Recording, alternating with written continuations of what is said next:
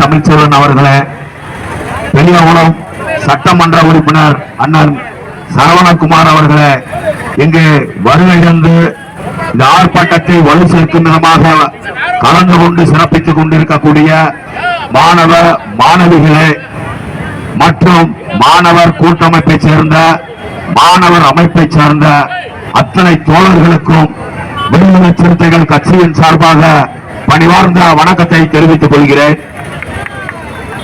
மும்மொழி கொள்கை என்பது தேசிய கல்விக் கொள்கை இந்த நாடு முழுவதும் அமல்படுத்தி ஒட்டுமொத்த மாணவர் சமூகத்தை உயர்கல்விக்கு சென்றுவிடக் கூடாது என்பதை தடுக்கும் விதமாக பாசிச பாஜக அரசு மோடி அரசு தொடர்ந்து செயல்பட்டு வருகிறது.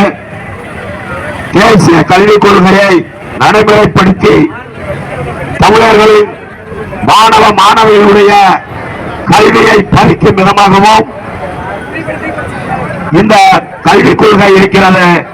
தேசிய கல்விக் கொள்கையை ஏற்றுக்கொண்டால்தான் 2000 கோடி ரூபாய் நிதியை நாங்கள் வழங்குவோம் என்று ஒன்றிய கல்வித்துறை அமைச்சர் சொல்லியிருப்பது இந்திய அரசியலமைப்பு சட்டத்துக்கு எதிரானது, ஜனநாயகத்துக்கு எதிரானதாகும்.